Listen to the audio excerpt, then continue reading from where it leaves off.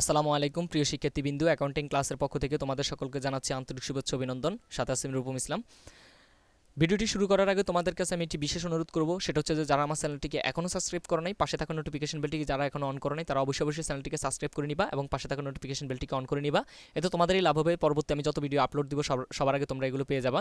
তো চলো কথা না বাড়িয়ে আমরা আমাদের মূল ভিডিওতে চলে যাই। সাধারণ জাবেদা হতে টি চকে খতিয়ান প্রস্তুতকরণ, কিন্তু টি চকে খতিয়ান প্রস্তুতকরণ আমি গত ক্লাসে শিখিয়েছিলাম, কিন্তু এটা হচ্ছে একটু অ্যাডভান্স লেভেলের এবং একটু উচ্চতর দক্ষতা সম্পন্ন খতিয়ান প্রস্তুতকরণ। সেটা হচ্ছে যে আমি যখন ইন্টার ফার্স্ট ইয়ারে ছিলাম তখন কিন্তু আমি এই সমস্যাগুলোর সম্মুখীন হয়েছি।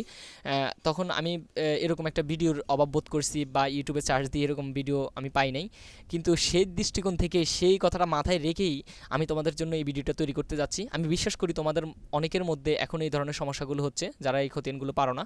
তো চলো আমরা লেনদেনটা পড়ি। 2019 সালের জানুয়ারির 1 তারিখে তিতাস এন্টারপ্রাইজ নগদ 1 লক্ষ টাকা, আসবাবপত্র 20,000 টাকা এবং 30,000 টাকার ঋণ নিয়ে ব্যবসা আরম্ভ করেন। এটা ছিল আমাদের লেনদেন। এরপরে দেখো করণীতে বলছে সাধারণ জাবেদা প্রস্তুত করো এবং টি চকে খতিয়ান হিসাব সমূহ প্রস্তুত করো। তিতাস এন্টারপ্রাইজের সাধারণ জাবেদা দেখো 2019 সালের জানুয়ারির 1 তারিখে নগদ টাকা নিয়ে যেহেতু ব্যবসা শুরু করা হয়েছে সেজন্য নগদান হিসাব ডেবিট। এরপরে আসবাবপত্র সম্পদ, সেজন্য আসবাবপত্র হিসাব ডেবিট। এরপরে তোমাদের ঋণ নিয়ে ব্যবসা শুরু করছে সেজন্য ঋণ হিসাব ক্রেডিট, ঋণ প্রতিষ্ঠানের জন্য দায় 30,000 টাকা, এটা লিখলাম। এরপরে দেখো মালিক যেহেতু মূলধন দিছে, এটা মালিকের টাকা আর এটা মালিকের, এই দুইটা হচ্ছে মালিকের সম্পদ, সেজন্য মূলধন হিসাব ক্রেডিট হবে, এই দুইটা যোগফল 1,20,000 টাকা ক্রেডিট। এখন কথা হলো আমি নগদের মধ্যে কত টাকা লিখলাম, 1,30,000 টাকা কেন লিখলাম? তোমরা দেখো একটা জিনিস খেয়াল করো, মালিক 1 লক্ষ টাকা আনছে আর ঋণ বাবদ আরও 30,000 টাকা প্রতিষ্ঠানে আসছে, তাহলে দুইটার যোগফল নগদ টাকা প্রতিষ্ঠানে আসছে 1,30,000 টাকা, যেটা আমি এখানে যোগ করে দেখাই দিছি, আর এখানের মধ্যেও সেটা যোগ করে দেখাই দিছি যেটা মালিকের। তো তাহলে আমরা বলতে পারি নগদান হিসাব ডেবিট 1,30,000 টাকা, আসবাবপত্র হিসাব ডেবিট হচ্ছে যে 20,000 টাকা, আর ঋণ হিসাব ক্রেডিট হচ্ছে যে 30,000 টাকা, আর মূলধন হিসাব ক্রেডিট হচ্ছে 1,20,000 টাকা। ব্যাখ্যাটা বলে দিচ্ছি, নগদ টাকা আসবাবপত্র ঋণ নিয়ে ব্যবসা শুরু করা হলো। এখন আমাদের মূল কাজ কিন্তু এটা না, আমরা খতিয়ান প্রস্তুত করছি, মানে জাবেদাটা প্রস্তুত করছি খতিয়ান প্রস্তুত করার জন্য, যাতে আমাদের খুব সোজাভাবে আমরা খতিয়ানটা প্রস্তুত করতে পারি। তো এখন আমরা খতিয়ানের মধ্যে এখান থেকে কী কী হিসাব করব, তো এখানে হিসাবের তালিকাটা আমি লিখে দিছি। নগদ হিসাব করব কারণ নগদ আছে এখানের মধ্যে, এরপর আসবাবপত্র হিসাব লিখবো, এই যে 2 নম্বর আসবাবপত্র লিখলাম। 3 নম্বরে খতিয়ান হিসাব করব, 4 নম্বরে মূলধন হিসাব করব। তোমরা একটা জিনিস মনে রাখবা, আমি আবারও বলে দিচ্ছি, এটা আমি গত ক্লাসও বলছি, যে জাবেদার ভিতরে যদি 100 বারও নগদ থাকে, হিসাব খতিয়ানের হিসাব হবে কিন্তু একটা। এরপর হচ্ছে যদি 100 বারও যদি আসবাবপত্র থাকে, 1,00,000 বারও যদি আসবাবপত্র থাকে, হিসাব হবে একটা, আর একটা থাকলেও এটার জন্য একটা হিসাব হবে। ঋণও তেমনি করে, মূলধনও তেমনি করে। আচ্ছা, তো আমি এখন শুরুতে যেহেতু নগদ হিসাব করবো, তো নগদ হিসাবের জন্য আমি এই যে এখানের মধ্যে একটা অঙ্ক করে রাখছি, সেটা এখন আমি বুঝিয়ে দিব তোমাদেরকে। এই জাবেদাটা থেকে আমি কিন্তু অঙ্কটা করছি, মানে খতিয়ানটা করছি, নগদ হিসাবের খতিয়ানটা। তো এখানে তোমরা দেখো যে নগদান হিসাব ডেবিট, তার মানে তার বিপরীত নামগুলো আসবে। তো এখন কথা হলো, আমরা কিন্তু আগের ক্লাসে শিখছি মাত্র দুইটা পক্ষ, একটা ছিল ডেবিট পক্ষ, একটা ছিল ক্রেডিট পক্ষ, কিন্তু এখানে আমরা দেখতেছি একাধিক পক্ষ আছে। এটাই হচ্ছে মূল সমস্যাটা, একাধিক পক্ষ আছে। একটা হচ্ছে একাধিক হচ্ছে যে ডেবিট পক্ষ আছে, একাধিক ক্রেডিট পক্ষ আছে। এখন খতিয়ান করতে গেলে কিন্তু স্বাভাবিক এই তারিখের খতিয়ান, এই 1 তারিখের খতিয়ান করতে গেলে কিন্তু স্টুডেন্টরা স্বাভাবিকভাবেই সমস্যায় পড়ে যাবে, যে সমস্যাটা আমি ফেস করছিলাম এক সময়। তো এখন আমি তোমাদেরকে এটা আলোচনা করে বুঝিয়ে দেওয়ার চেষ্টা করতেছি। দেখো, নগদান হিসাব যেহেতু ডেবিট, এখন কথা হলো নগদের এই টাকাটা, যে এই যে 1,30,000 টাকা, এটা ক্রেডিটের কোন কোন টাকাটা এই টাকাটার ভিতরে আছে? আমরা দেখতেছি ঋণের টাকা আছে 30,000 টাকা, যেহেতু ঋণ নিয়ে ব্যবসা করছে নগদ টাকা আসছে, আবার মালিকের মূলধনের টাকা আছে, তার মানে আমরা বলতে পারি এই দুইটাই আসবে নগদ হিসেবের ভিতরে। কিন্তু নগদ ডেবিট, সেজন্য তার বিপরীতে কি আসবে? মূলধন 1 লক্ষ টাকা মালিকের, এই যে 1 লক্ষ টাকা এটা আসবে। আবার এই ঋণ হিসাবের টাকাও নগদের মধ্যে আছে, তো এখানে নগদ ডেবিট, তাই ডেবিট দিকে ঋণ হিসাবও লিখবো কি 30,000 টাকা। তাহলে এই দুইটা যেহেতু, এই সেট যেহেতু বেশি, দেখো আর নগদের কোনো হিসাব নেই এখানে, আমি একটা দিয়ে বোঝানোর চেষ্টা করছি, একটা লেনদেন দিয়েই। তো এখানের মধ্যে তোমরা দেখো এই যে সেট বেশি, এই সেট যোগ করছি, করি তার বিপরীত পাশে নিছি, এখানে কোনো আর হিসাব নাই, সেজন্য এটা হচ্ছে ব্যালেন্স সিডি।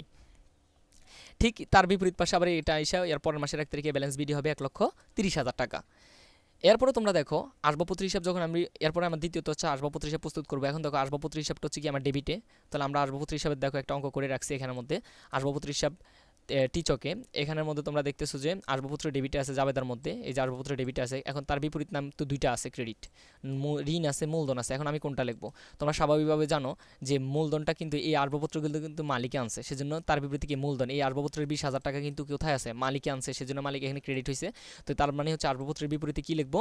মূলধন লিখবো, ঋণ না, কারণ আসবাবপত্র ঋণ করে কিন্তু আনে নাই, মালিকে আনছে, তো মূলধন লিখবো। তো এখন আসবাবপত্র ডেবিট, তাই এখানের মধ্যে আমি ডেবিট দিকে লিখবো কি তার বিপরীত নাম 1 তারিখে মূলধন হিসাব 20,000 টাকা।